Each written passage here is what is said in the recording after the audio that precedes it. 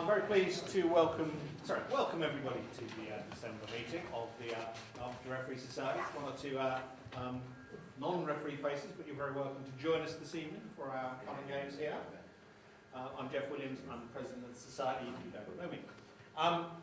We'd like to welcome our guest speaker tonight, who is David Grasshof, who is a Premiership Elite. We'll use the right term. TMO. Yes, Leisha would probably have me and Joanne and everybody else below. And he's has come along to tell us about the role of TMO, and he's made it interactive. He's asked me to pick out some willing volunteers later. Particularly those who are nodding off. Yeah, well, that's right. That'll keep you awake. So, is that what happens in the TV truck? Or we should realize. Yeah. Welcome anyway. Thank you. I look forward to hearing from you. It's absolutely delighted to be back with Hertfordshire Referee. I don't know if many of you remember the last session I did, which was on scrummaging. If we did, we would be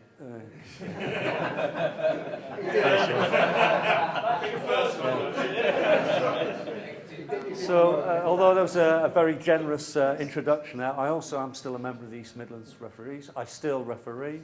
I refereed yesterday in the Daily Mail under 15 and refereed this afternoon Stowe School against Sherborne.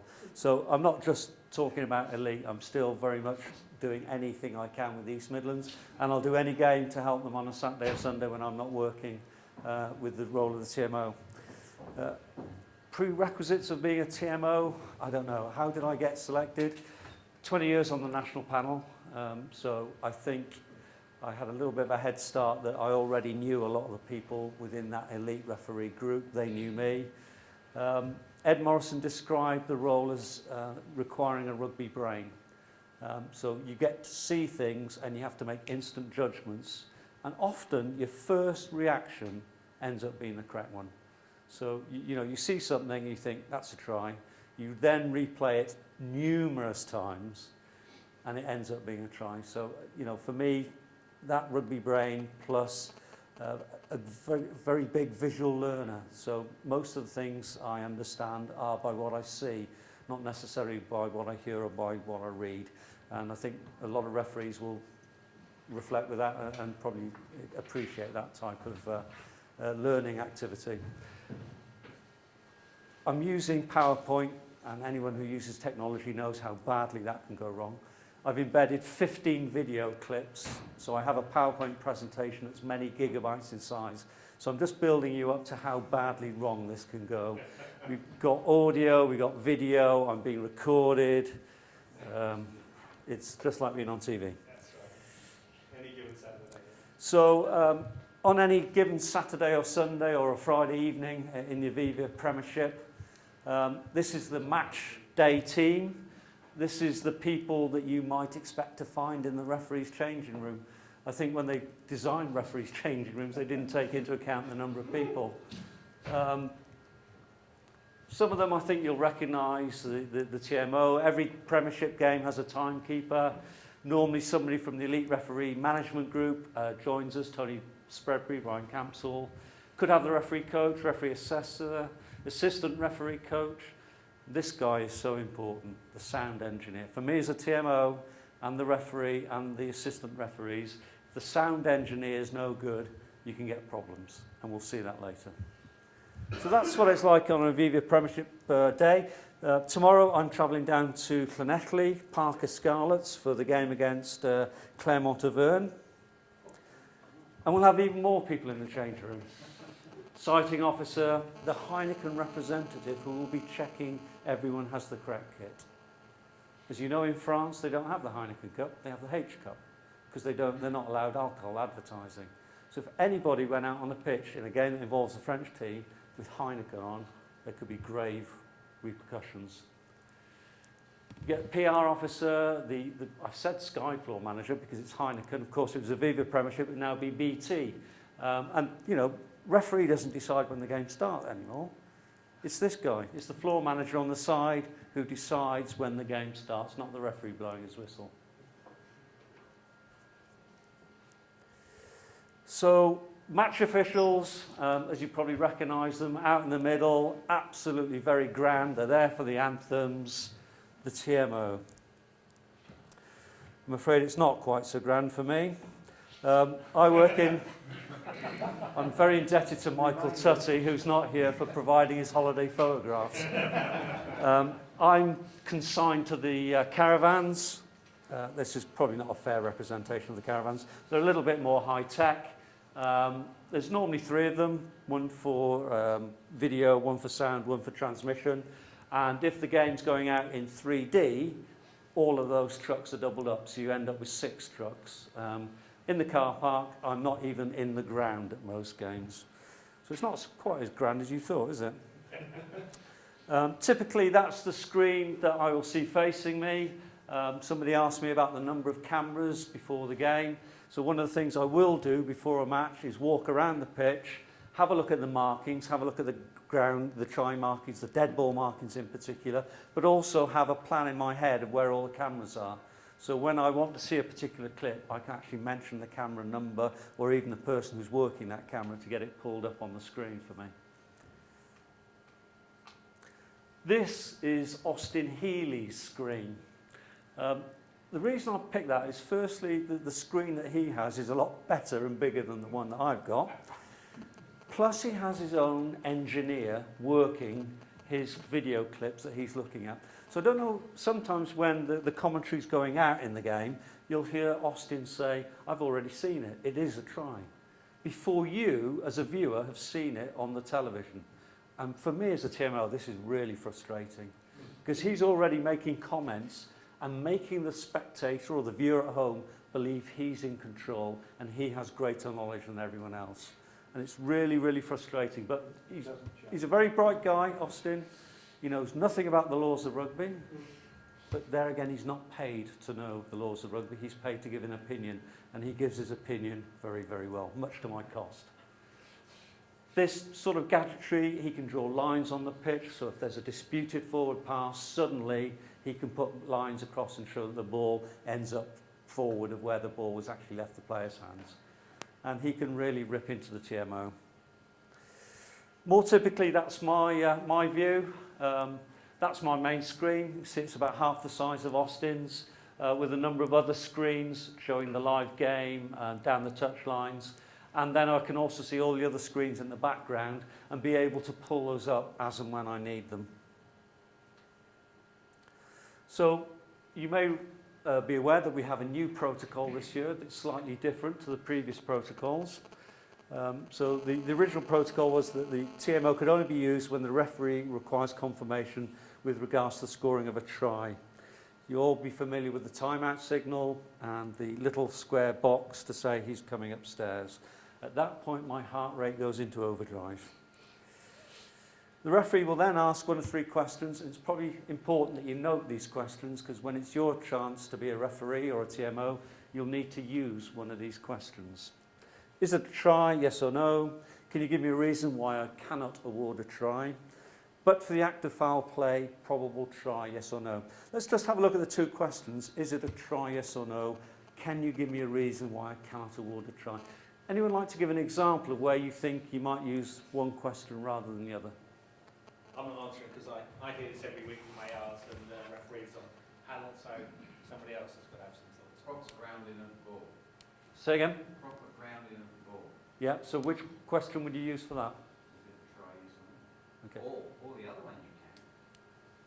So that sounded pretty indecisive to me. There's another one, yes or no? Okay. I'll go with this first one. So if the referee clearly sees the grounding of the ball, You wouldn't ask. would he? Okay. You might use as a try yes or no if someone's been tackled in the corner and the ball has been grounded and was he in touch before he got it down. Okay.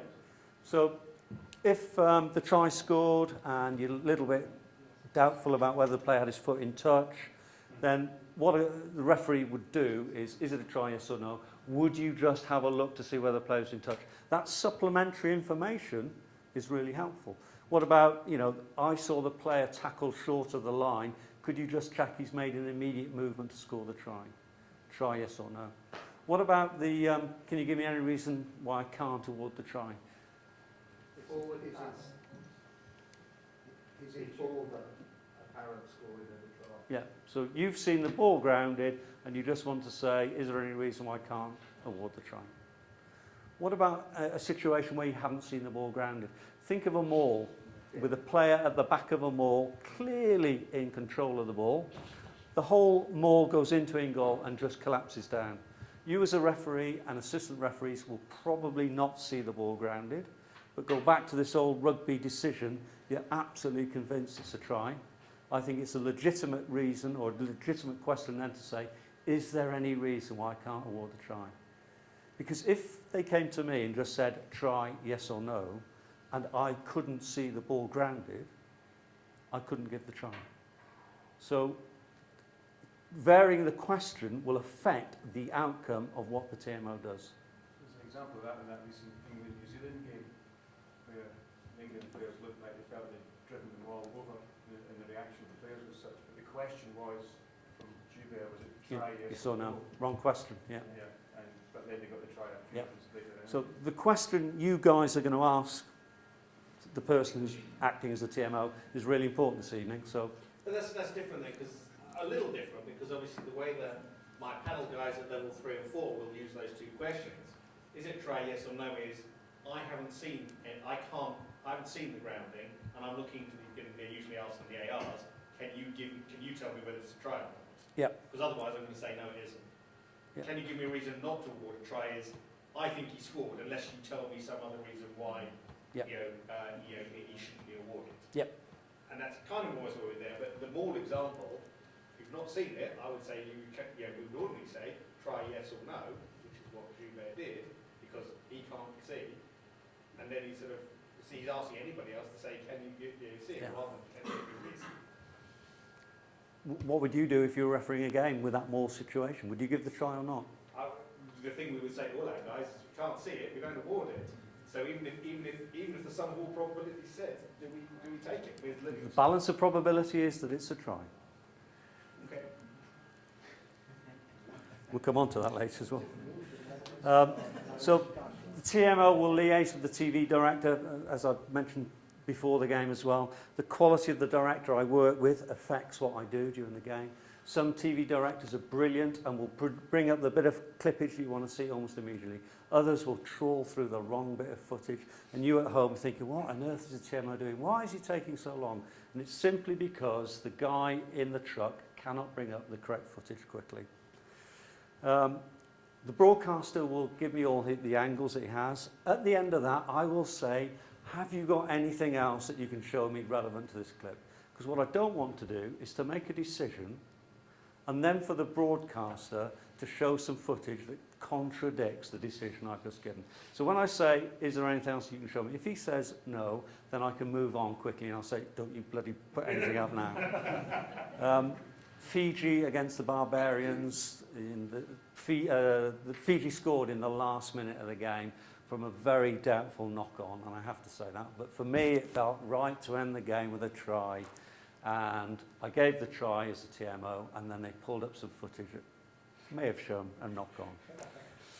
I was pretty annoyed, but yeah, on the day it felt like the right thing to do, and everybody was pleased with the outcome at the end of the game. Do you find the referee ignores your advice? The referee, Having given your advice, you found Okay. where the referee. so at the grounds that have got a big screen, and with a confident referee, I will come back and say, referee, I have a report for you. A confident referee might say, I have seen it on the screen, I will make the decision for myself. Why you do that There are dangers of doing this because sometimes the referee doesn't have as good a view on the screen as the TMO does. I think that the time that referees do this most often is on foul play. And anyone who saw the varsity match this afternoon, what a brave decision by a young referee. I don't think the TMO was going to. I don't think he was going to say that. We don't know, do There we? was this huge pause.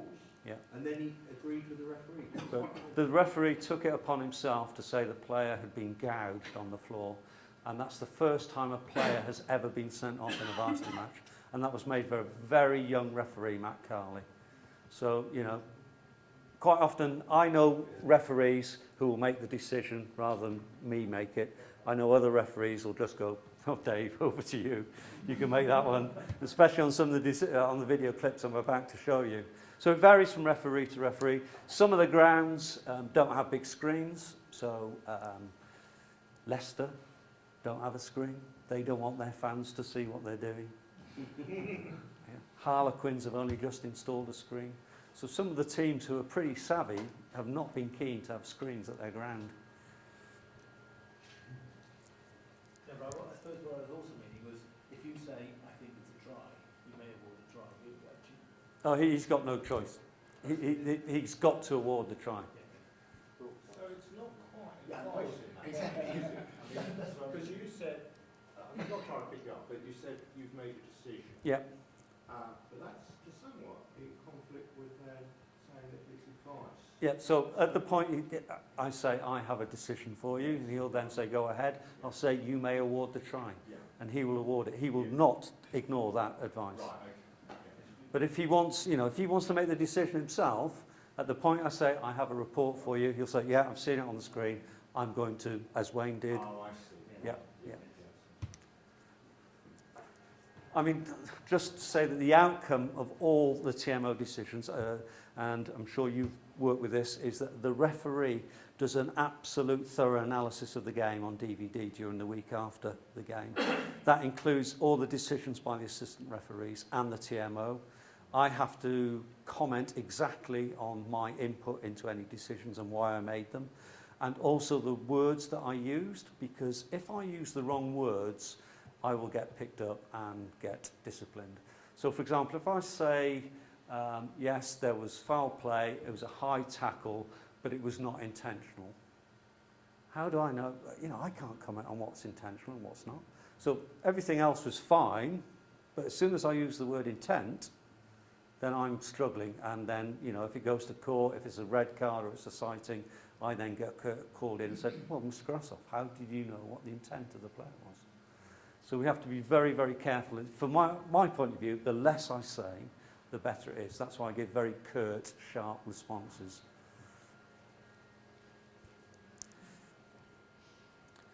So the additional jurisdiction they brought in now is about things that have happened prior to the ball being grounded, prior to the try being scored. And there's a number of things that we can look at, but we can only look back on these extra things in goal 2 phases. So last year it was back from a restart. Now it's 2 phases of play. If I get asked, can you have a look at that forward pass, and I find it was more than 2 phases back, I'll say, I've got nothing to report. I can't report because it's outside the 2 phases. If I see a forward pass and it's in that sort of between the second and third phase, I will lose one of the phases. I'll just say it wasn't a ruck, it was just a tackle, and therefore it was within the 2 phases. We're going to be watching this game. Yeah, just telling you how it is. So the things that we can look for in terms of why a try might not be scored, I think you've all covered them in things that you've asked me about. 2 words in red there, clear and obvious. In the varsity match as well, there was a request to the TMO about a forward pass in one of the tries. Now, in my mind, forward passes are the most difficult thing to judge, and we'll talk about that ad infinitum about momentum passes and things like that. But for me, it was a forward pass. The TMO clearly used the words, it was not clearly a forward pass. So if we're going to give a forward pass, it's got to be clear and obvious. Okay, so you will recognise the words clear and obvious as what Tucky uses all the time. That's I can't think why. On the foul play, do you Yep. get more than 2 phases?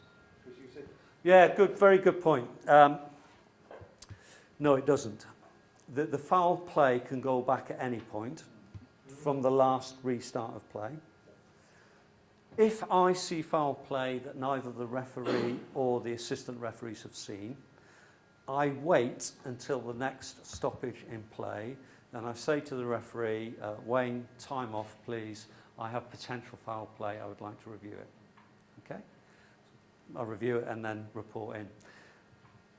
Or, the foul play can happen, we go into a stoppage, time goes off, and the producer brings up a bit of footage and says, Dave, have a look at this. And because time's off, I can still then report in. Even though I didn't see it in live play, because I've got that footage in front of me, I can then report into Wayne, Wayne, I have now seen foul play, and a report's going in. So almost the producers are sort of a second, potentially even a second TMO, can find things and point them out to you Yep. to then point out to the But if the referee then says time back on and the game restarts, that goes, all that foul play goes, and it goes to the citing officer, and it doesn't become our problem anymore. In 4 years of doing this job, I have not come in with a foul play intervention once. So it's not something that happens very often. You know, you've got to think, well, what's the referee doing, the two assistant referees doing, if they've missed it on the pitch? Okay, so here's your starter for 10. First clip, I want to nominate somebody to be the referee, please, and somebody to be the TMO. So Albert, you got your card marked there with no comments. So we'll have you as a referee on this one. Okay. And who fancies being a TMO on this one? It's really easy, this one. Start with an easy one. All right. We'll start with Woody, who's looking half asleep on the end there. There's So Woody, when we go into the replays, at the point you are confident you know what the decision is, I just want you to say stop. You don't want to see any more replays, okay? Okay. Yeah, you want those big levels, Woody. It's Waldron to Harrison, and there seems to be an awful lot of space there. And Harrison used it. Back it comes out now to Flom. There's the inside corner. And this trophy was stroking us to Okay, referee, what have you seen? What have I seen? I can't read. Okay, David, any reason why I can't award a try? Okay. Are you going to give me any more clues? Anything else you want me to particularly look at? In particular, I saw Leicester, I'm not sure, reaching forward, Yeah. didn't quite ground it, turned round, the ball went, I thought, backwards, but then it might have gone forward from someone else before regained by another Leicester player. Okay. So we can just check potential forward pass as well. Okay. Potentially knock on. What do we think about the TMO's question and what he's seen? Maybe potential obstruction where we can. Obstruction, okay. Scroll back to that. Is it Woody, who's the TMO? Yeah, Woody's Woody, the you TMO. shout out as soon as you got the answer, please. Good luck.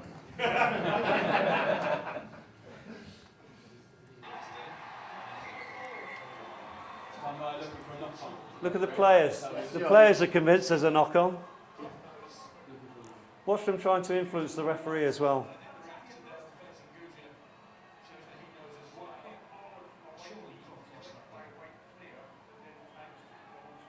I'm going to go upstairs. That's for a reason not to give it. You happy with that? Okay, yeah. So a reason not to give it. David? The question is, if any reason I cannot award that try? That's not going to be part of the deal, is it? Might be. Oh, don't listen to the commentators. What a load of garbage they speak. How's it doing, Woody? How are you feeling? Heart rate up? Mine was. Come on, it's only at Welford Road. Cockerel's sitting behind you.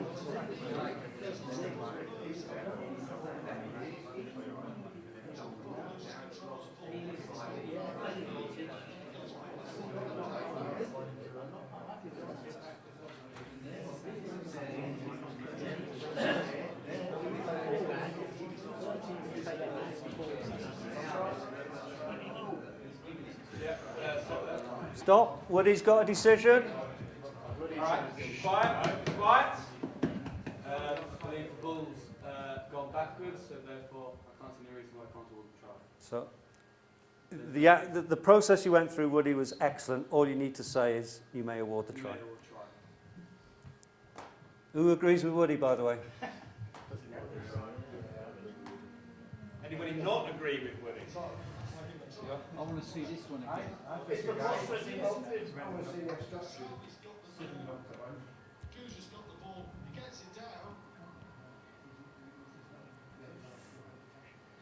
Look at the players. Look at them telling the referee, knock on.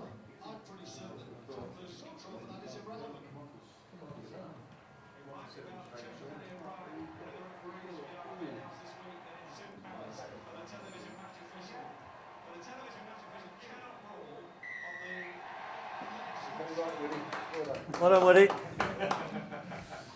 Dead easy, isn't it? Okay, we're now out into the Heineken Cup. One of the best rugby stadiums I've ever been in. The atmosphere is absolutely fantastic. This is Claremont-Auvergne against Aroni. The referee is JP Doyle, doing his first ever Heineken Cup game. The first few minutes of the game, 15 minutes in. Do you want the same reference here, Mark? No, a couple of different people. Yeah, a couple of different people. So he's going to be my referee now. Brian will be the referee at the back there. And we'll have Jack as our TMO.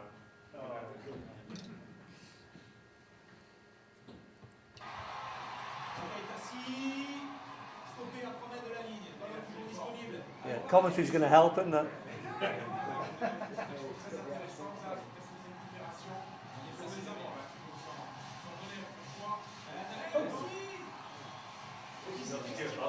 Yeah, we got enough? Referee?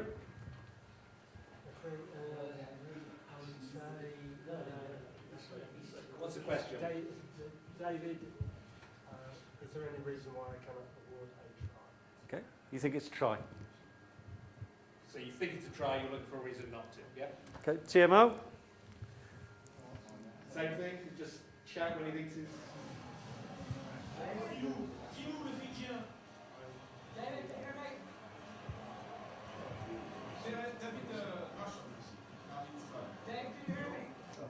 So, remember what I said about the sound engineer? We're in France. Producers are not that great.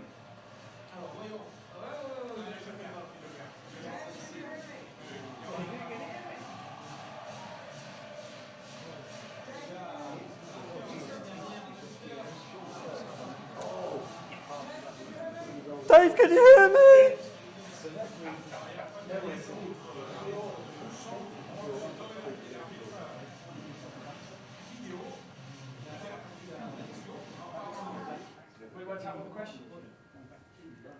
The question is try yes or is there any reason I cannot award the try? Is that what? That's what Brian has asked you. Are you ready yet, Timo? No? Come on, I'll give you a clue. Two things. Was the player who picked the ball up the rear man in the ruck? Secondly, did he ground the ball?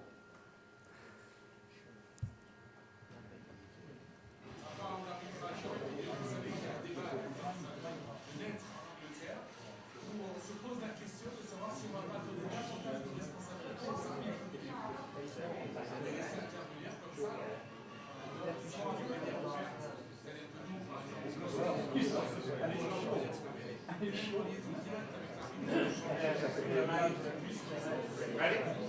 Yes? We have a decision. Go on. No, don't worry, don't worry. Obviously, I have a report of say the ball's lost forwards. So the ball's gone forward off white, scrum, defensive start. Excellent, well done.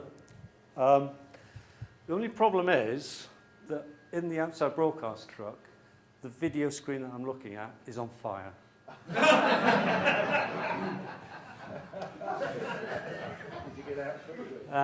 It's slightly concerning me at this moment in time. So I now have to convey the information that you've just told me from a screen that's literally on the other side of the truck to the referee. What are you going to do?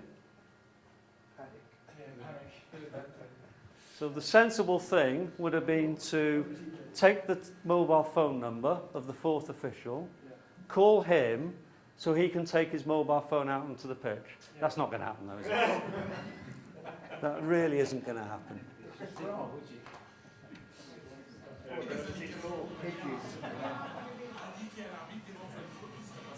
So the French broadcaster actually started doing the replays actually before JP has got hold of you, anyway. Yep.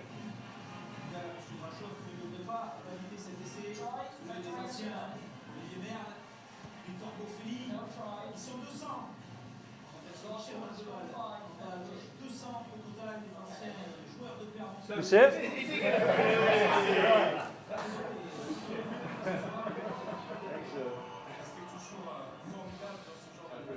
So prepare for the worst as a TMO. Always get the mobile phone numbers of the people on the touchline. So JP's not had the best start to his Heineken Cup career. 2 minutes later. We'll go with the same referee, same TMO. They're on a roll now. Just have a look at JP's face when he knows he's got to come to the TMO.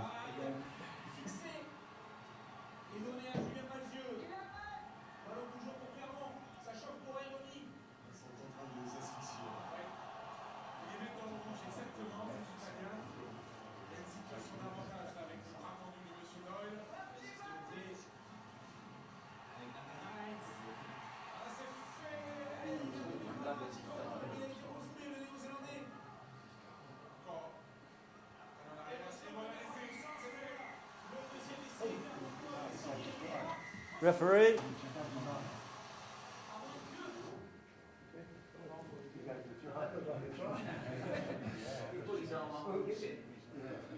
Maybe he was a bit hasty.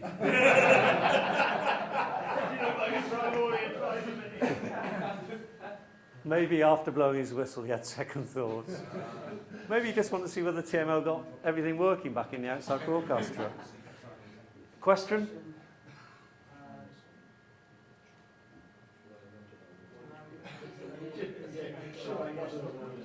Try yes or no, fair enough. Anything else you want the TMO to look at in the build-up? Was there anything that concerned you? Possible knock-on at the last. Okay. TMO, you ready? Get your mobile phone out.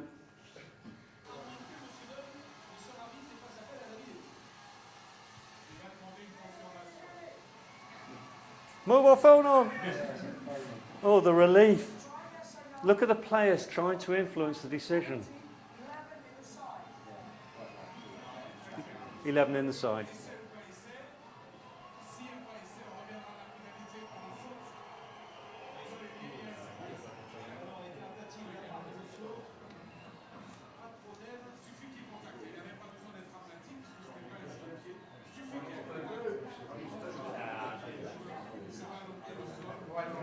You want to have another look? That's the best angle you're getting. That's why I've seen it 5 times in a row.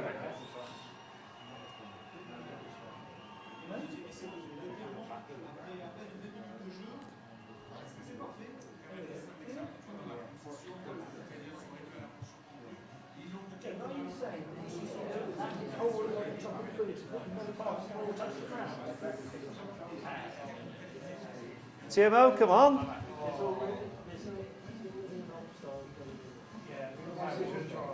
Sorry, what was that? You may have looked right. We got just before Got it in just in time, did he? I talked about walking the pitch before the game and just having a look at the lines and the cameras. Quite often the players are doing the same thing. Because quite often now, when a player goes over to score a try, defenders don't necessarily try and tackle him anymore. They dive to cut off the camera angles. So they're diving in the vicinity of the player simply to cut off my views of whether I can see the ball being grounded or not. Have a look at some of these clips coming up now for that particular feature.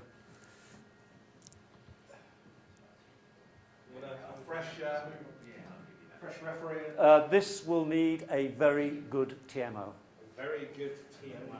Probably don't need a referee for this one. Just your very best nomination for a TMO. No pressure. No pressure. Well, I'm going to pick James then. We've just. Who's James? James is in the red up Okay. here. James, any time you think you have the decision, let me know.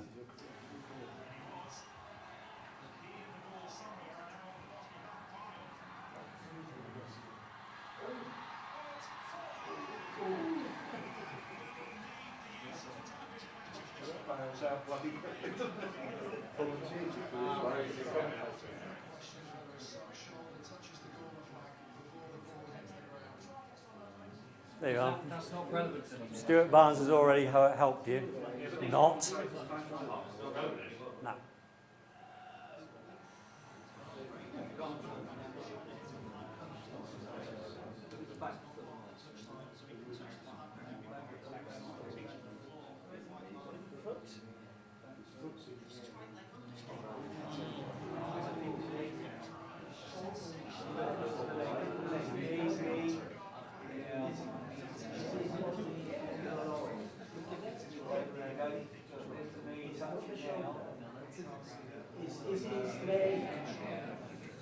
Have I been asked a question yet? Try yes or no.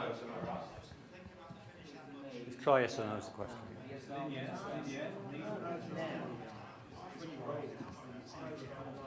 I see a front view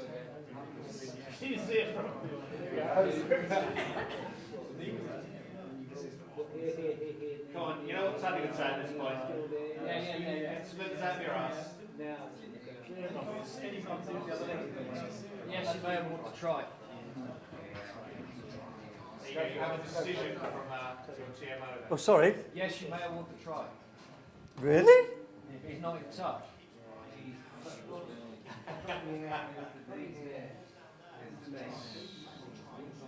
See, if not, What about the foul play coming up here? what foul play? D coming in there. Oh, right, sorry. Do you think you're a bit hasty, TMO? Yeah, I think your decision about awarding the try is an excellent decision. I missed that foul play completely. In which case, it was foul play by Green after the try had been scored, so therefore it's a penalty at halfway line to 1. That would have been excellent. This was a really significant try. The problems I had with that was what I was asking for were the two camera angles to be run alongside one another. So I could have a look at when the ball was grounded and also have a look at the knee, yes, it was right knee, wasn't it, to see whether it was in touch. And they couldn't do that at the time, but they could do it after the programme had finished, when they had processing time, which was really helpful. But I then got the opportunity at the England Barbarians game at the end of the season to work with the Hawkeye people, the people who do the cricket and the tennis, and they brought in all their gadgetry and allowed me to run several camera angles at the same time. Sadly, there was not one TMO decision referral in that Barbarians game. However, because that try was given, Ian McGeechan, who was director of rugby at Bath 2 years ago when that happened, was absolutely insistent it was unfair not to have a TMO at every game in the Premiership. Because at that time, only the televised games had a TMO. And quite often, the TMOs end up in the press. And firstly, I was criticised for the amount of time I took on making that decision. But at the end, it was the correct decision. And you know, everyone appreciated that having a TMO at a game can affect the outcome of a game. Okay, so a little law reminder for the people who are doing the next session about grounding of the ball. Oh, and well done on getting that decision right. Absolutely spot on. That was going to go back to Joubert. I think Lawson gets there, Mark. I think that's a wild panic. I really do. Clever kid. You know, I think, unless it's too loud. Was it? You want A TMO on this one. We won't go for a referee again, just a TMO. Good fences a go on this. Peter, you know, Brady, you want to? It's Saracens to try. Okay. Note the time in the game. 75 minutes in. Look at the scores. What could come up could affect the outcome of the game. Lawson didn't take it. Just another nervous Saracens coming. Well, it says tight either way. Prince throws in.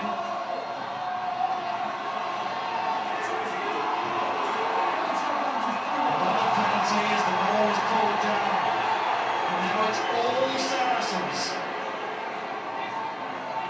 Got a free play. To Cock. To Farrell. Little chip in behind. Look at this! It's Gloucester and Lawson, or is it Barrett and Saracens? The referee's going to check. What a kick. Barrett thinks penalty scored. Jeff Warren, It could be Kidology. yes or no? If not, we'll go back to the penalty. It's a straight question, yes or no. Barrett seemed to get there first. At the very least, they'll get the penalty. What a kick from Owen Farrell that was. Straight out of the Rugby League textbook. Barrett, at the moment, he doesn't have this ball down. He does there. That looks like a try. I don't think Rory Lawson has stopped him. I'd like to see it again. Lawson ends up with the ball, but does Barrett get that ball down first? Does he have control of the ball as he puts it down? Oh, we need to Control see of the that ball? again. Where's that come from?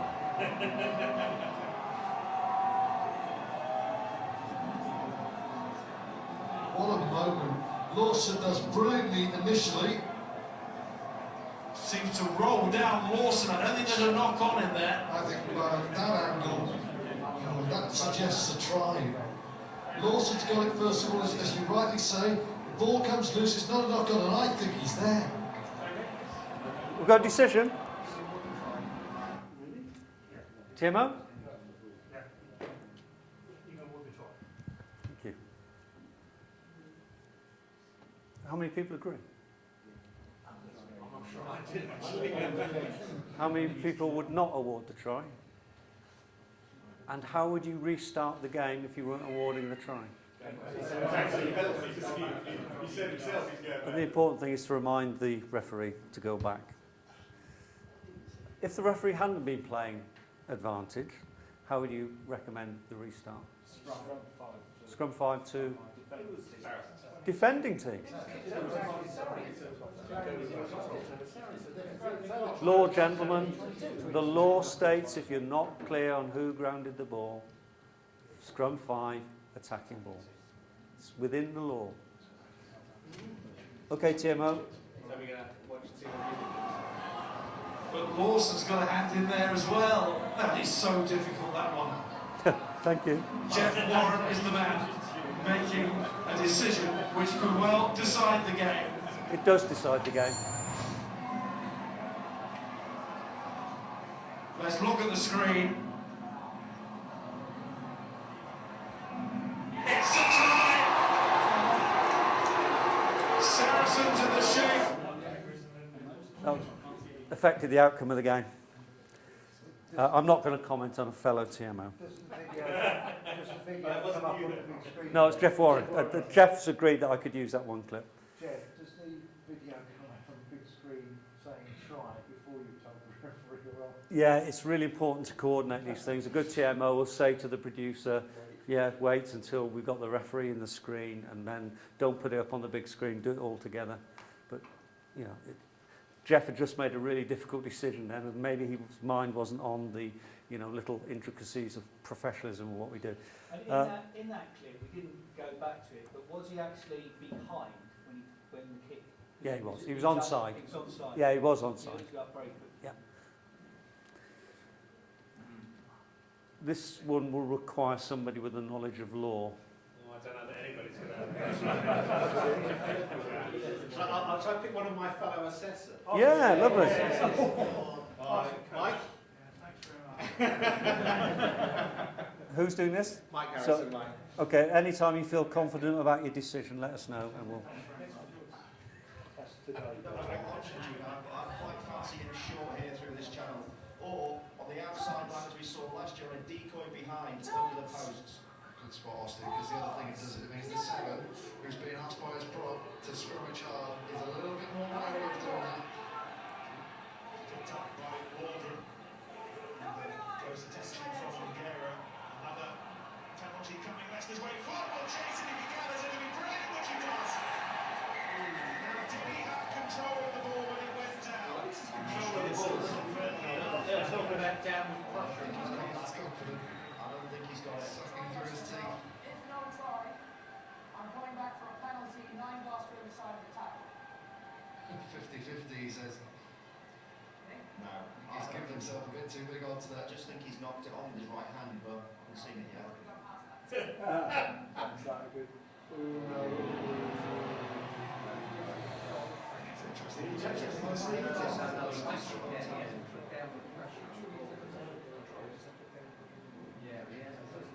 Gents, downward pressure's not in the law book. He's not lost possession of the ball. Here comes fingers are still in contact.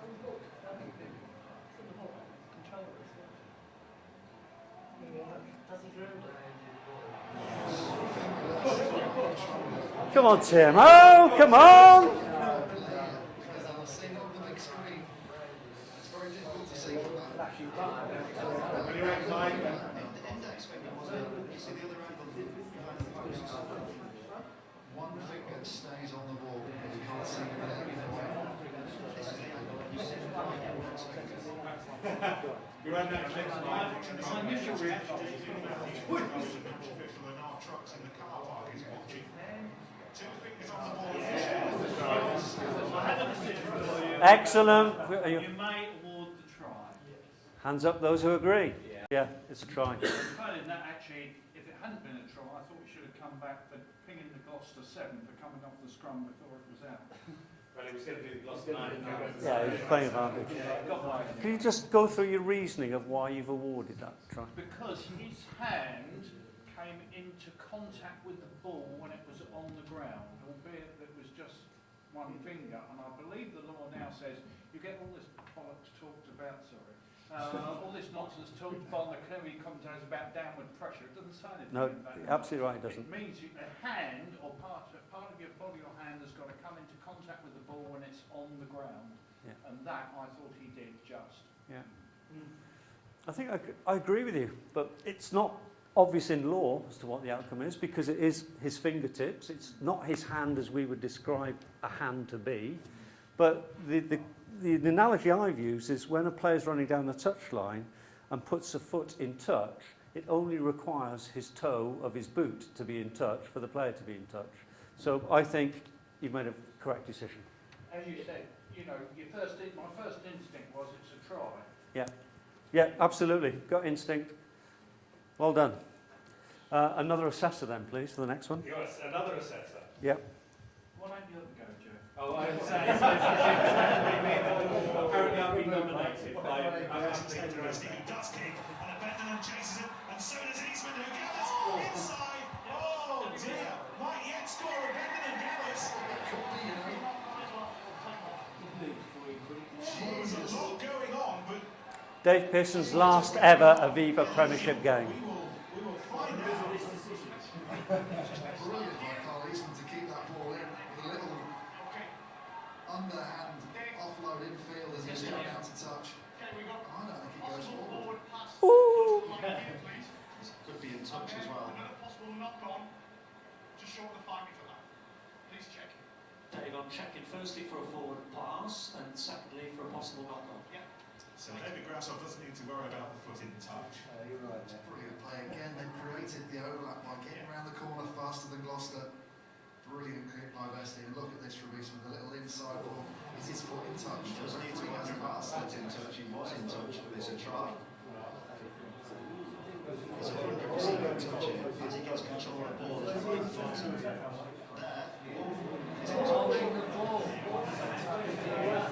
Ask that question. Correct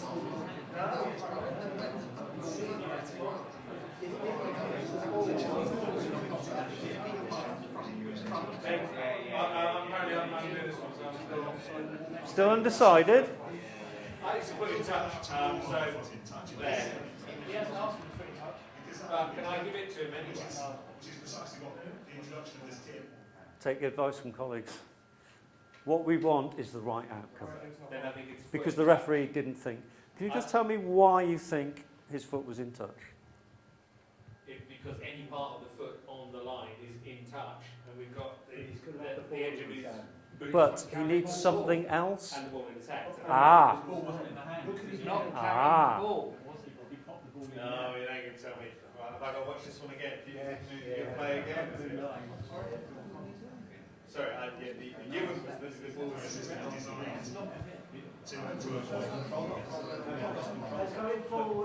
Oh, it was a knock on. Did you hear the commentator? It was a knock on.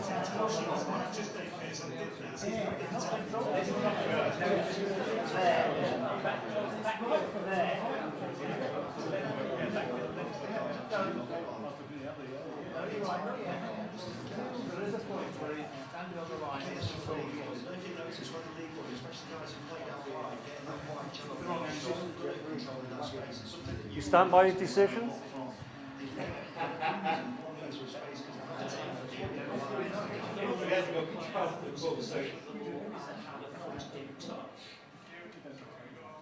You think so? Correct. That's what, again, my gut feel was control the ball, yeah, there was sufficient control, which is why I said it then on the. Yeah. Everyone agree with the TMO? Yes. I got home and I looked at it again and thought, I don't think I've got that right. It often quite happens, but yeah, in the end I decided he was in possession of the ball and he did have his foot in touch at the same time. Could have got him on the knock-on anyway. Knock on? Oh, that's according to commentators, wasn't it? It was a commentator's knock on. Yeah. I don't think it was a knock on, to be honest.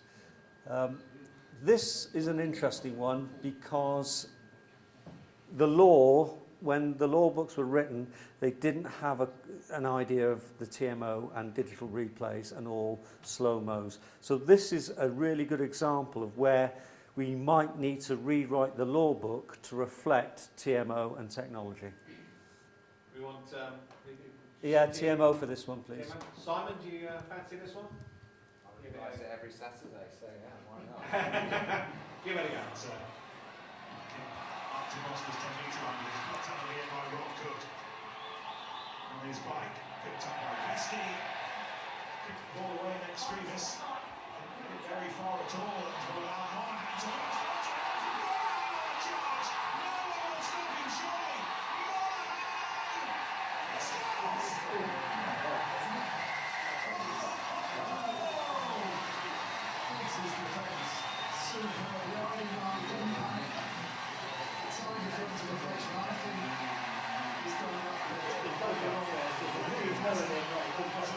Strength and perseverance and determination. He's took a blow along the way, but he has scored. That is something else from Shane London. Don't drop off many tackles back so far in this game. It's Donald who drops the first tackle. Any reason not to award the try? Is there any reason not to award the try? I don't know how far back they'll go, but he makes the initial breakthrough, Donald, and then it breaks free, and you think for all the money he's got there, but Biggs is such a good defender, isn't he? Gets underneath the ball, he's down, he's almost ripped it off him there, and he gets it back on the floor. Now then, is this two movements? He's still moving, his momentum stopped. No, it's no try. His hand comes through now. Sensational defence from Biggs. The crowd think Kingzone thinks it's a try. Still got any momentum.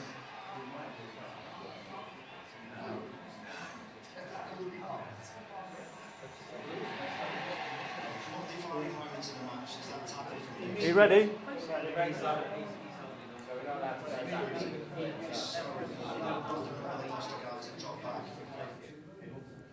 Sorry, are you ready? You can't request to go back and see whether the throw-in was legal. No, you're just ruling on this. What do you reckon? David's clearly made his decision because he stopped the video. He knows what comes next. What do you think? Question was again, try. Any reason not to award the try? I could just try. You may award the try. Okay. How many people agree? How many people disagree? And if so, why? It wasn't an immediate movement. In my mind, he was hanging on to the ball and then came over the top. And it was assisted by somebody else. So I had reason to think that there may have been a double movement. Yes. But I don't think it's fair to judge double movement in slow motion. True. So what I then asked was for them to run the whole footage at normal speed, for me to make a rugby decision on whether it was instantaneous at real-time speed or not.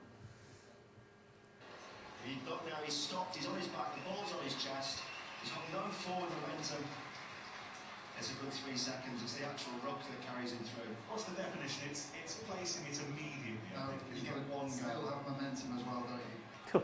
You can have one go, and momentum You stopped. could be stopped in the future. Grounding the ball is not immediate following the tackle. The word's immediate. You're saying that on the first grounding, you're short of the line. Correct. Therefore, the second grounding, they're even. Correct. Thank you very much. No So try. David Grasshoff. At this point, I'm now running to my car to get out of the car park as quickly as I can. So, as I said, quite often the decisions we make end up in the press, and on this particular instance, Stephen Jones from the Sunday Times has agreed with both of the decisions that I gave, which is quite unusual for Mr. Jones, because next week, clearly Mr. Grasshoff's eyes have improved since his college days when no pedestrian or fellow motorist was safe. Steve and I were at college together, and he's never forgiven me for stealing his girlfriend. On one game where I refereed, it was a cup match, I think it was Saracens against London Irish. He wrote, and the referee, Mr. Grasshoff, with his dodgy haircut, beaky nose, yellow shirt, and incessant whistling, reminded me of a demented canary the whole afternoon. That was in the Sunday Times, and then one paragraph later, that'll teach him for stealing my girlfriend at college.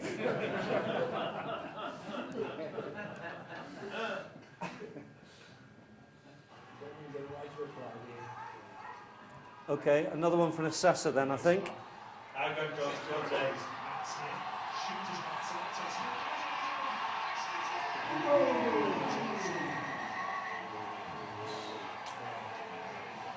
They're dead easy, these, aren't they?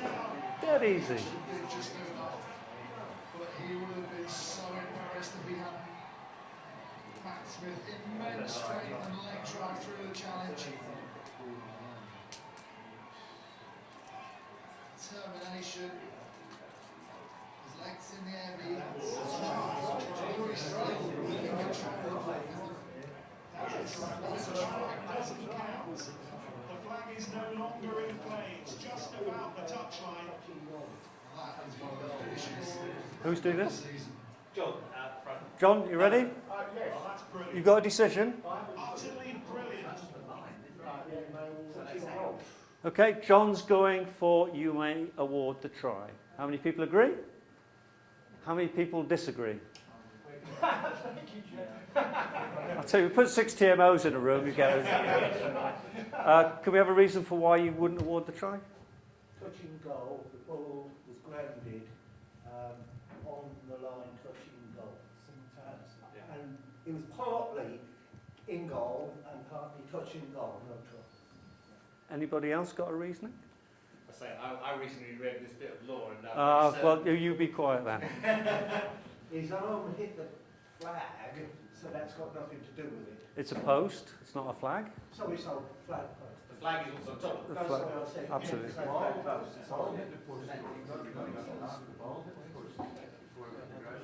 Yep, absolutely That's right. fine. That doesn't matter.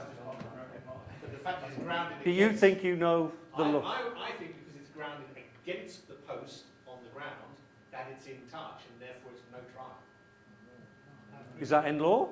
Yes. How many people agree with that? 22, 1.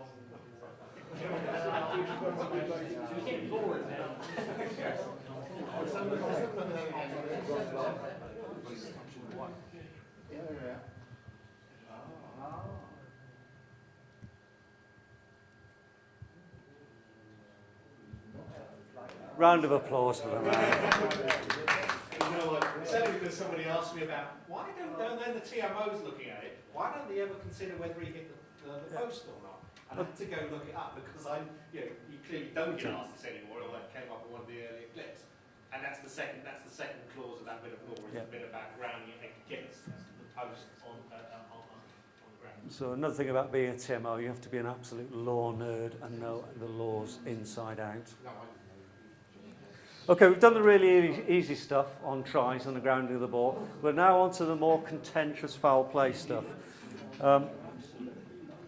This clip I'm about to show you, I'm not sure I should tell you the outcome, but I knew it was going to be contentious, and I went home and called my family in because I knew there was going to be a lot of stuff in the media and I would be called things that might be unpleasant. And I went through the clip with them and explained my reasoning, and they said, yeah, we agree with you, Dad. You think, yeah, that's right. I then replayed the clip with Stuart Barnes's commentary, And my eldest son said, "You fucked up. You got it totally wrong, Dad." I'm sorry for the language. But it was interesting how the commentary affected the way they interpreted what they were looking at. So bear that in mind when you look at this clip. You need a TMO for this one? Somebody brave Yeah, enough? yeah. Somebody brave enough? Peter Smith, do you feel like... Oh, I've given you a good clue, Peter, as to... Don carry from the big fly half. That's Chris Ball putting himself about. And what's comes these days.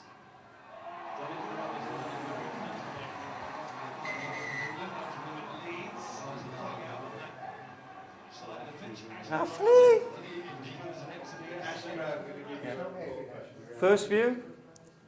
First instinct? First instinct, yeah. Yes. Well, okay, if you want to see a bit more of the clip before you make your decision, that's fair enough. That's fair enough. Oops.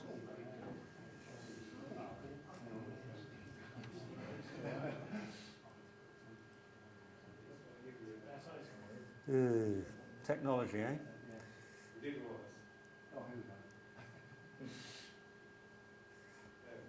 Here we go. Don carry from the big fly half. And that's Chris Ball putting himself about. And what's comes these days.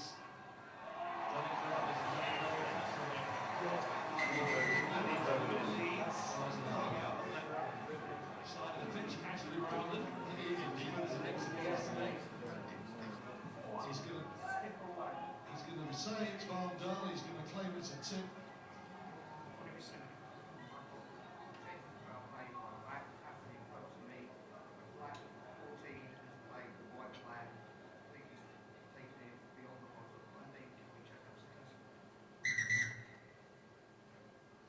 David Smalley, can you hear me?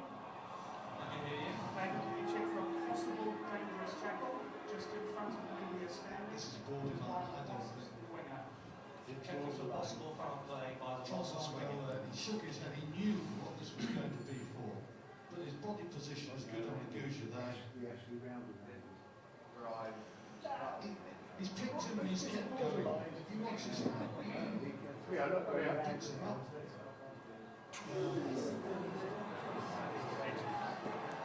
Want to see more?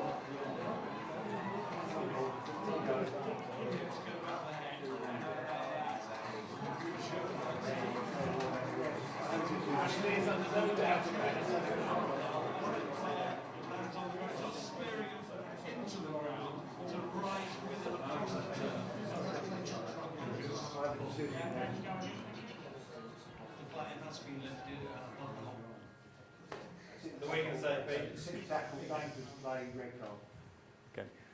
A couple of things. Tip tackle. That doesn't mean anything. So just talk the referee through it.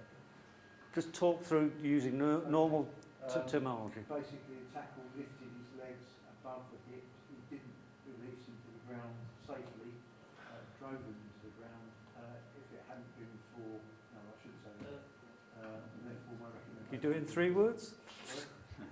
A little bit quicker, shorter. My recommendation would be a red card. Red card, okay. Everyone agree?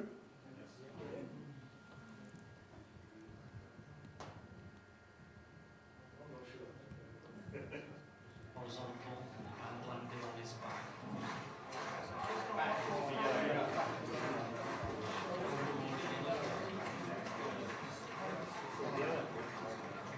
Not on his head, not on his neck, not on his shoulders. Wasn't dribbling into the ground. Yellow card. Listen to the commentary.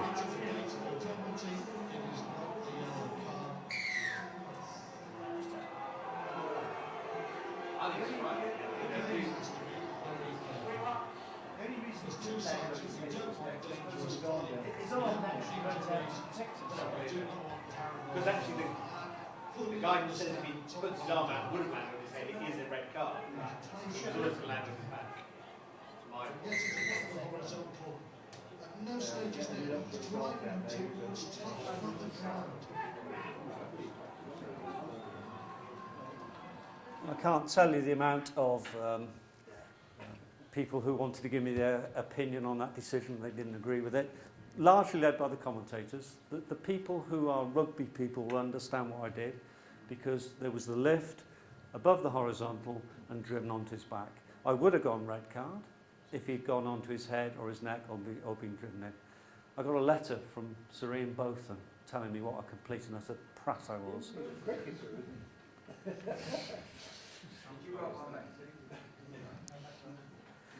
Okay, this is a tricky one. This is a foul play one. You need to keep your wits about you on this one. We've got a volunteer. Somebody want a couple of minutes rather than me picking one? Any volunteers? Oh, they're all... Oh, Come on. We've only got a few more clips. Come on. Yeah. We have a volunteer. Deciding what's the script, 12-0 down, we're under pressure up front, we lose. Now they tear it up and they start their own game. There is now passing. Enough to get it to Tupu again. Results come through in the middle. First of all, lovely offload from Johnson. This is good rugby. Chutley on to Jess. He slipped a little bit. Ken PC that's still out there on the field makes the tackle.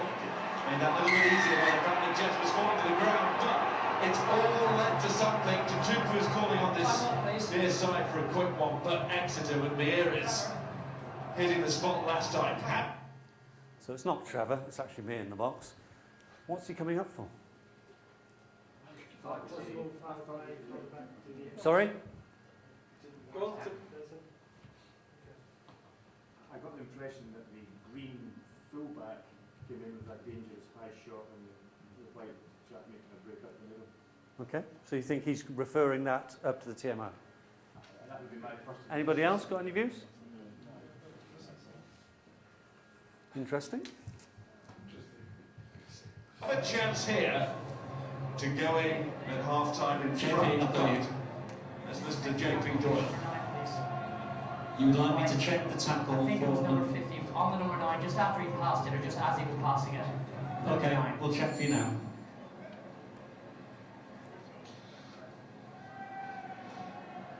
Ben Foden is the man under examination. It's the other fullback, Luke Arscott, made the brilliant break. High tackle on Chudley. Oh, it's a spear tackle, it's called there.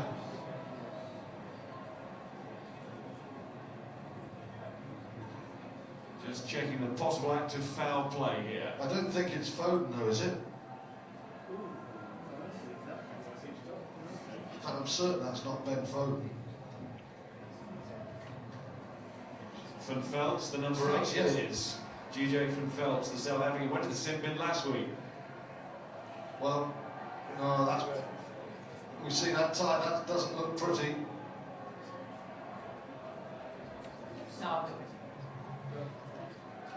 David Grasshoff is making the conclusion here. Well, Chudley dumped on the floor. Phelps wasn't taking care. Well, Come on! there is a tackle by the green player, not that one, where after the ball is in the pass, it's not late because he was committed to the tackle, but he has lifted him.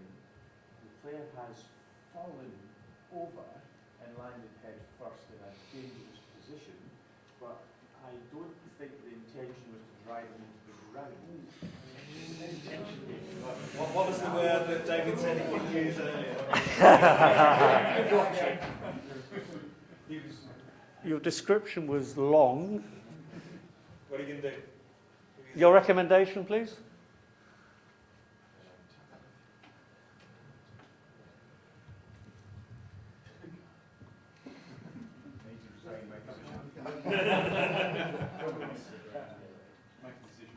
Go on, make a decision. Penalty late bit.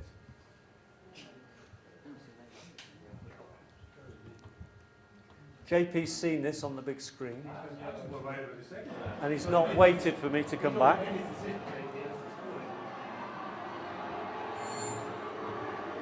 Ball's out now. And referee JP Doyle has seen the replay on the... Sorry, David? Yeah. Well, so did JP deal with that himself without waiting for a call from what he saw on the screen? Yeah. Okay. Had he come to me, He didn't want to use go by mobile phone anymore, did he? no, I would have recommended a red card. I was going to say, on his head. I mean, Because there's a contrast, isn't there, between the Varndell one with Yeah. the side. That's To me, that is an absolute clear red card. And as JP was, looking at it on the screen, I was literally taking a deep breath because this would have been the first TMO red card for foul play. Hey, can I ask a question about Dora's decision? Because I've been number 4 a couple of times at the National One, just as a referee, and he said to the TJs, pick him up and turn him, it's a card. Side or back, it's a yellow. Shoulder or head, it's a red. Simple as that. And I've heard a number of guys now say that. What was Dora's thought process? He's seen that on the screen. The lift in the tackle above the horizontal, you're immediately starting to think card. Yeah. And probably red card working backwards. If that happens, but then the player brings the tackle player to ground safely, I would go for penalty only. Yeah. Okay. If he brings him down and onto his back, and so no injury is caused, I'm thinking yellow. Anything other than that, we're going red. Right. JP's thinking was he was brought down onto his back. I'd say brought down his head. JP asked me at half time what I would have given, and he was slightly taken aback when I said, well, JP, had you waited for me, I'd have come in with a red card. And what we've now agreed amongst ourselves is that we would not discuss anything contentious at half time ever again. That's a big learning point for all. I would never have said to JP, it's a red card. But as he directly asked me the question, I said, I'd have gone red. Can I ask you about this? Because my impression of Varndell was that looked like, to do what Varndell did was reckless and dangerous. Yep. The other guy, he steamed in low on a small guy, and the guy flips over. So The size of the guys is once again is probably irrelevant. The fact that how he lands, it determines what you give, rather than whether. Because I don't think that person is actually in any. Oh, he could have broken his neck. That was a neck-breaking tackle. It's player safety. That's what we're there for, is to make sure all those players get up next morning and go to work or do whatever they do. Player safety. There's no quick follow-up. What advice is given to the referees about when to make it right here? I've seen it on the screen. Yeah. What are they told about? If I called you up, I think when do I wait and when do I... they've got to be really brave to make a decision, big decision like that from the screen. The number of things you can take into account: the size of the screen, quality of the screen, and your proximity to the screen. Because what I'm thinking is, if I've called you up, hell, why not wait and see what you say? You can watch it any number of times. Why would I go halfway through? Have you ever met JP? Yeah. Oh, yeah, sorry.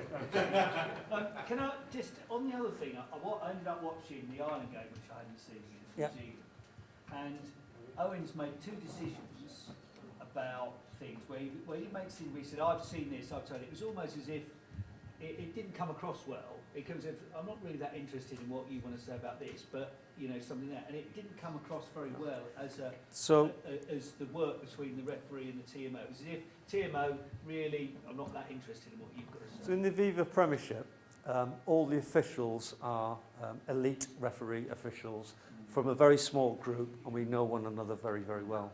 So if Wayne Barnes had been refereeing that, or Dave Pearson, they'd have come to me and asked for my opinion and gone through the normal protocol. JP was quite early on in his career when that decision is. I don't think he would do that again unless he had a clear view. Nigel Owens was working with a TMO that he didn't know and had no trust in. And that's the reason he did those things. So, I guess we're very lucky in England that we do have a very small elite group of people who work together a lot and understand one another. I'm off with Wayne Barnes this weekend at Scarlett's in Clement Laverne. And, if the screen clearly shows and he can make a decision, he'll make it from the screen. He's a brilliant referee. But if he's not, he'll allow me to make it. Does that answer your question? Yeah. I understand the reason why, but it still doesn't look good. The thing is, Well, David, no, I agree. the audience hear what your advice to the referee from what you've seen. Yeah. So The viewing audience, the spectators don't know. The viewing audience. Yeah. So the referee is virtually obliged to go with what you know, if he's talking with his team, they are. Yeah. And they may think, well. But can I just repeat what happens there? He comes to me and says, David, I want a decision. I will look at it and then I'll come back and say, JP, I have a report for you. Yes. I don't say I have a decision for you because it may not be my decision. I have a report for you. At that point, he can then say, David, thank you. I've seen it on the big screen. I'm going to make the decision. Okay. And that would have been a far better outcome than him just suddenly walking off and giving a yellow card. Right. Yeah? Because then we'd at least been seen as if we were working together. Sure. Can I ask you just one about the Varndale one, without dwelling on it too much? What's the difference between the intent and the outcome? Because one of the things on the Varndale one was it looked as though he intended to do it. He was a bit lucky that the guy didn't land on his head. So to me, that was the difference between the yellow and the red.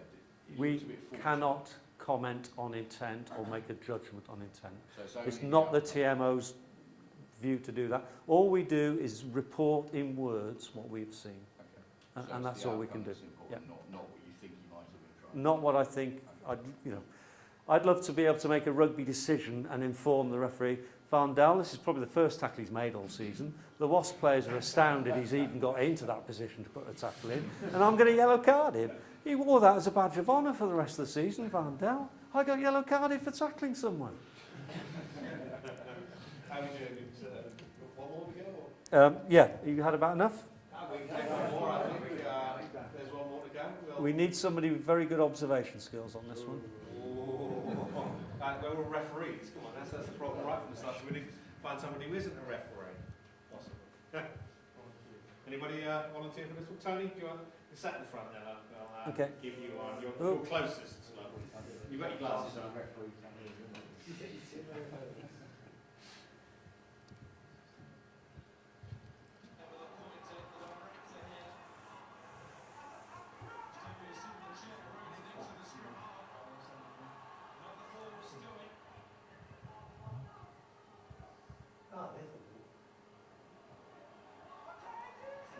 I think this is the most difficult clip of all.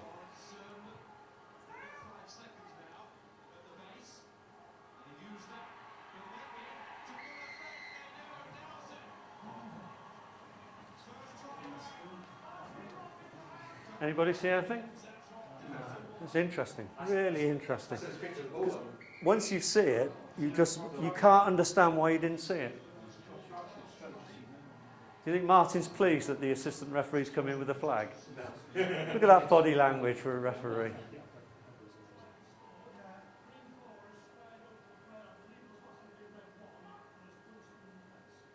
Punched him in the face.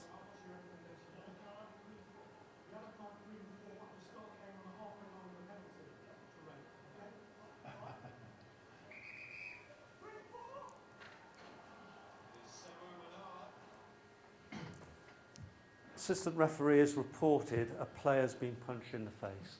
If I was a referee, all the alarm bells would start ringing, wouldn't they? You're thinking, what the hell's going on? You've got a TMO there. But if another player punches somebody in the face, isn't there normally a reason for it? Yeah. And wouldn't you want to go back and say, I'd like to have a look at the punch in the face, but also I'd like you to go back earlier and just have a look at what might have caused that?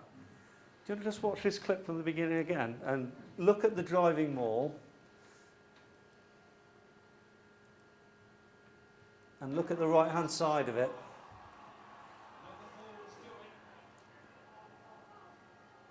There.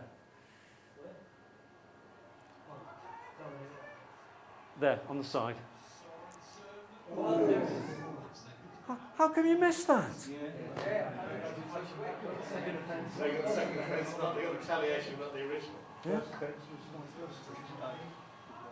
So had they come back to me, we'd have had 2 red cards. And disallowed the try.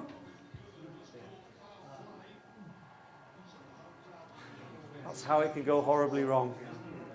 I agree with you. So there was a TMO that game. Yeah, TMO, and they've not used him.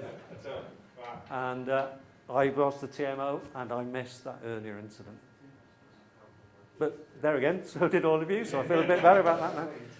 Just the thing about if the TMO spots foul play that nobody else has spotted, if I'm going to bring it to the referee's attention or review it, it's got to be at least a yellow card offence.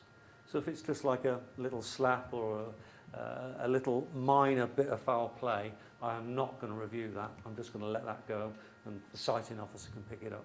So that's the protocol that we have within England. It's got to be worthy of at least a yellow card for me to review it.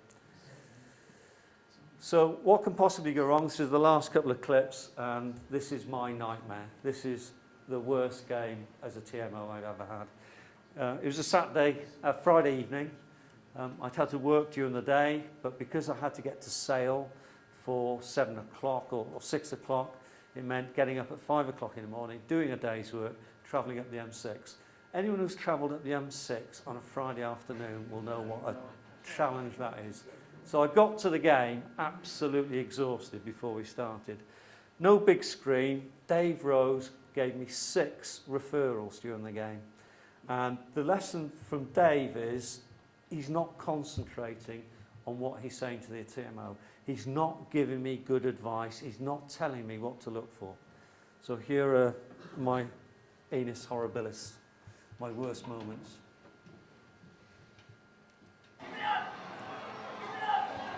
Solid enough scrum. Gaskell to Peel. 2v2. Oh, Shepherd was in beautifully. Goes around the last line of defence. And the Waterloo will score. A wonderfully manufactured try. That's come straight from the training ground. Cook misses the tackle at the back. Planted his 2 feet and Shepherd was in front of him. Brilliant movement. Pass back inside to the try scorer, please. Just check that pass for me. Dave, we'll be checking the last pass into the try scorer. He wasn't He's listening. using his technology this evening, David. I didn't think anything wrong with that, did you? Didn't think anything wrong with that. Remember those words from Austin Healey, nothing wrong with that. I remember having this review, but it was beautifully put together. Fast forward to 2-2. That does look forward from that angle, doesn't it? Just checking the pass, yeah, go back inside. Isn't it?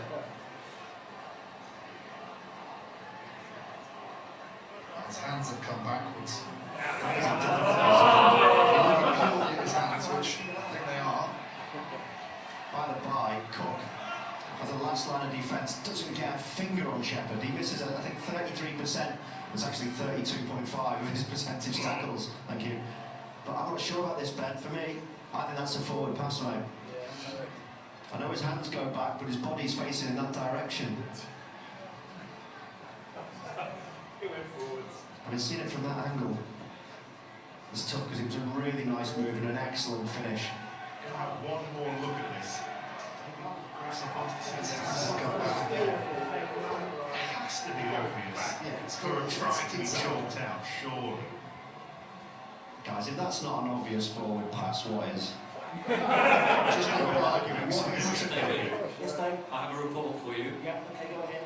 The pass from the hands goes backwards. So we'll try. You may award the try. Thanks very much. Thank you. Sale scored a try. Who agrees with me? Who agrees with the ball goes backwards from the hands? Oh dear. It's you and I then. It's only because I've watched the Australian clips where they talk through momentum and stuff. It's my next clip, actually.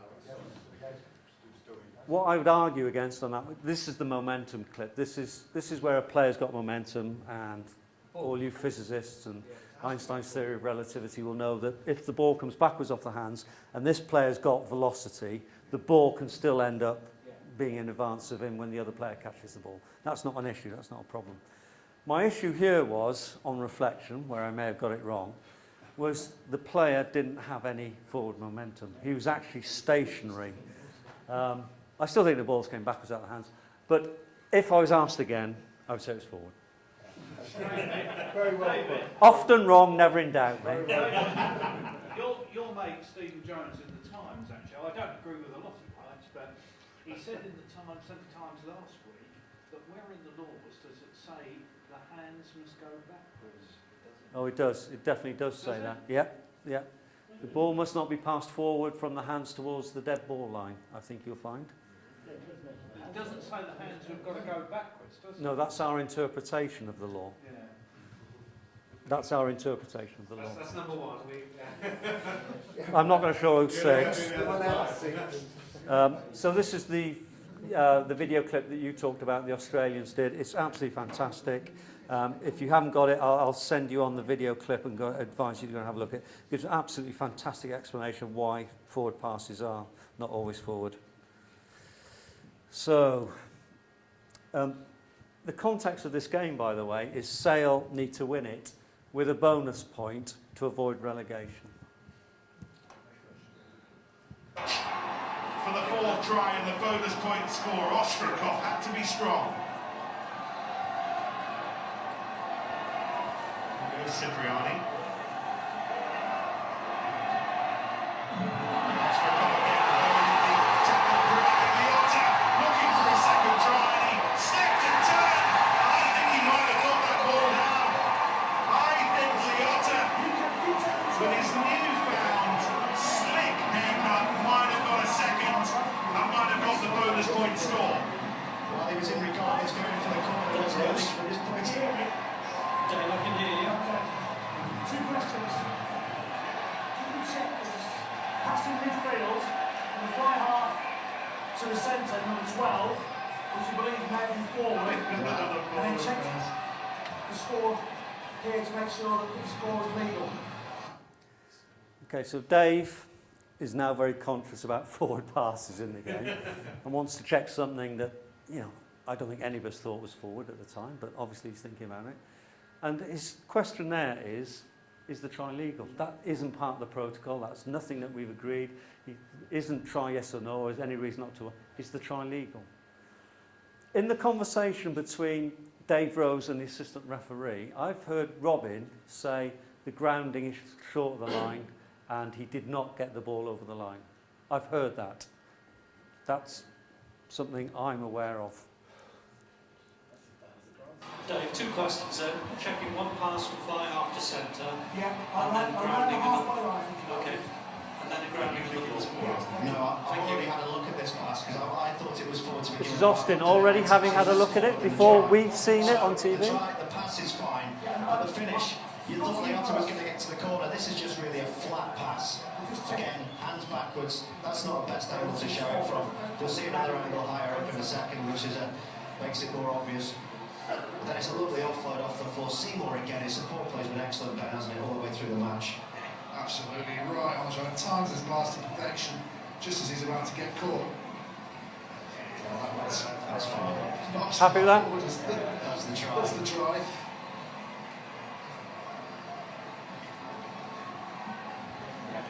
Good disguise from Cipriani. Looks all in the world like they've done a really bad dummy. Here we go. Doesn't get it down. One movement to score the try. Handwork so hard to stop him. Was it short? It's not as clear as you sensed it was in live action. Has Monaghan done enough here to drag him back? What work has Freddie Burns done? Remember what I've heard Robin say? The ball is short. He's definitely not grounded it on the line. Well, he's definitely got the ball on the ground, Nick. The question is, has it touched the line? Yeah, it needs to clip it, doesn't it? Just a pimple on the ball. I think he has there. It's not definitive, is it? It's not definitive. So the TMO has to... Remember the try that Dave asked me could have really helped me here. You know, try yes or no, or any reason not to order try would have been really helpful in making this decision. It gets worse. Make the decision here. You can't just go benefit the doubt. Is that right? Oh, that's right. That was fairly definitive. That's a try. Yeah. That was amazing. He can just put his ears back and go straight for the corner. So What did you make of that last bit of footage? Did that now change your decision?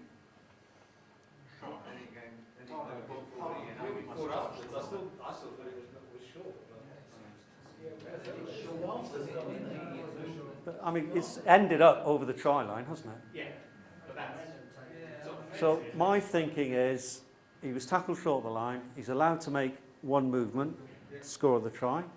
What happens then has happened after the bit of thing that I've been asked to look at. But I've not had a clear guideline from the referee as to what the question is he's asked me. The next concern is the referee's whistle has gone and then the ball is grounded. So the grounding of the ball happens after the referee's whistle. So I then asked to see the thing again with the referee's whistle so I can actually make a decision.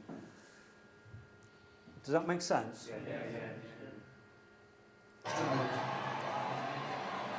It's amazing when you have a cause, when you have something that drives you on a game, you can find an extra 5-10%, and I think he has tonight. I think the odds has been really impressive this evening. We'll see what the prospects of guaranteed Premiership rugby Whistle. means for this club next season. Referee's whistle. Grashoff just wanted to have another look at that angle. You could argue it was a double movement better towards the end. Right. David, Yes, Dave. firstly, the pass on the halfway line was fine. That's not a problem. There is no... So the first pass is okay, yeah? The pass is fine. Yeah. There is no clear and obvious grounding of the ball for a try. So please restart with a scrum attacking ball. Restart. The words I used were wrong. There was a clear and obvious grounding of the ball. It just wasn't immediate, and it also happened after the whistle went. So where I went wrong was the words I then used back to the referee. What do you think of Austin? What do you think he makes of this now? I think Specsavers comes to mind. Win some, you lose some. I think David Grasshoff tonight actually needs to get down to Specsavers. Or opticians are available, yes, but that's a try, isn't it? So I just didn't give, because I was getting garbage from Dave in terms of the questions, and he wasn't listening to anything I was saying back to him. You know, the whole communication process broke down. It ended up me giving him an absolute garbage bit of information. And I got that wrong. So, try's not given. We got the scrum comes next. Just Kistolini who's been hit. On that, right on the point of the snot. Oh dear me, he's checking to see if it's still there. This is Richie Vernon. Robson seemed offside. Here goes Buckley. Tackles need to be big now. They need to make them. Peel goes for the line. That line just might represent Aviva Premiership safety for Sale. And Ostrakov tried to give it a go. seen it? He fancies being a Northwest Rugby hero. The opportunity's there with less than 15 minutes to go. Sale, half the penalty. Buckley softly stunning it back, and Corey Britton coming through the middle. Corey Britton copped a yellow card against Herts in Europe last week. Can you hear me?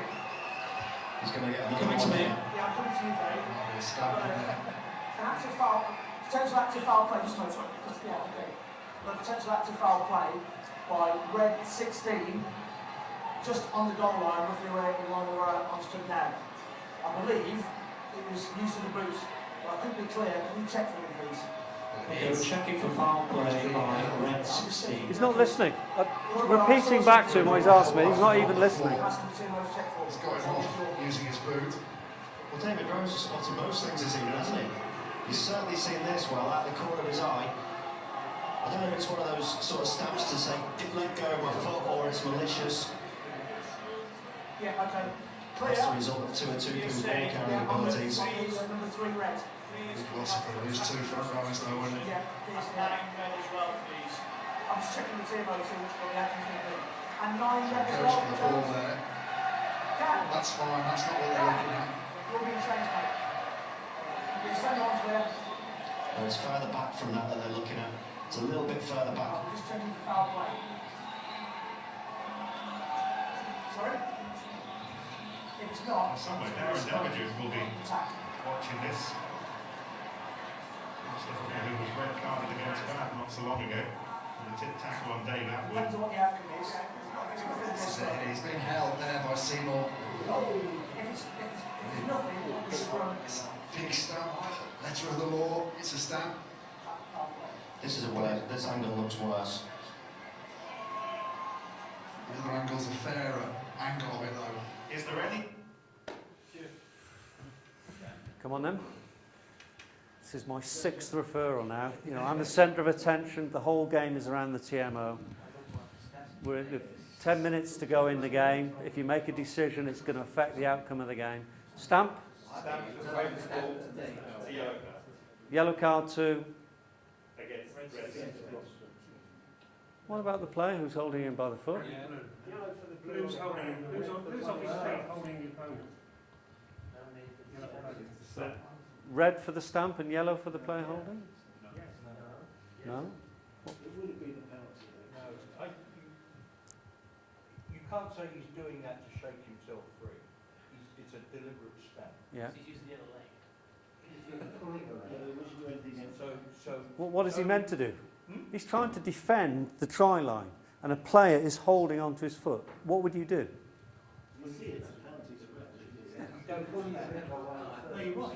You know, but what do you do? You try and shake your foot free.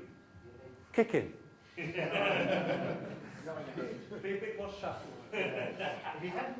Thump him. Punch him.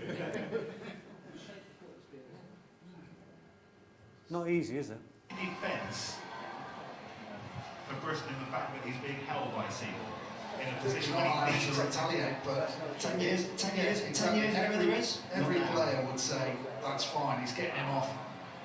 But not where he is in the defensive line, not where Sale are. David, Blue 7 is holding Red's foot. In an attempt to make himself clear, he brings his foot down vertically on the player's thigh. Good description? Describe what you didn't say tell it in words. Yeah. Now he's going to ask you for a decision, though, isn't he? Oh, yes. Oh, yeah. And remember, I've been on... Too many decisions have come my way in this game. I'm not going to do anything controversial. Not now. I haven't seen a clue on obviously got the pictures there in front of me. Your recommendation would be? Penalty. Penalty only, yeah? To blue? Correct. Okay, thank you very much. Captain. In any other game, I'd have gone for 2 yellows. Yellow carded both players. But at that point in that game, I'd had enough. So the clear thing is that the better the dialogue that the referee gives you, the clearer that you are repeating the question back to the referee to make sure you've understood him, the better the outcome. And those are some really good examples of how it can go horribly wrong. That's just a summary of the things. Thank you very much for putting up with me. Thank you very much for putting up with the technology. You've been a really good audience, and I wish you a Merry Christmas and a Happy New Year. Thank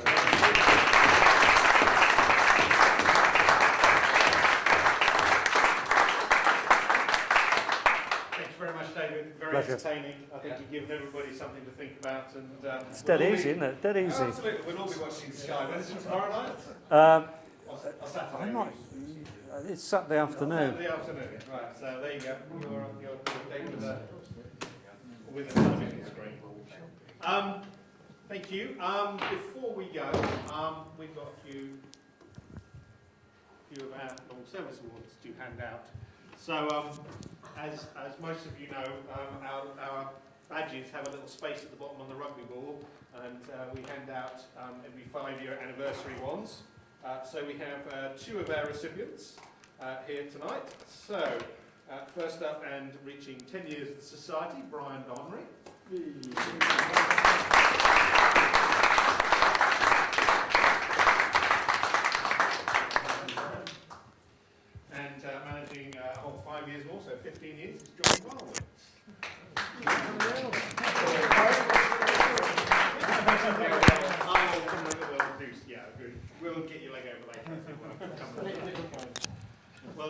congratulations.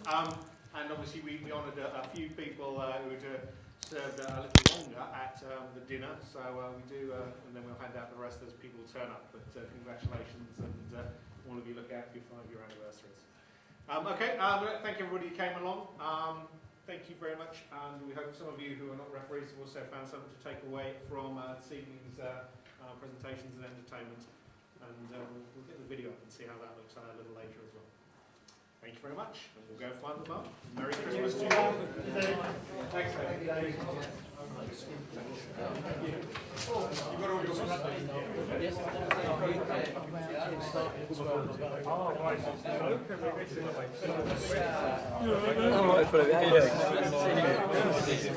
How's your boy? Yeah, really good. Yeah,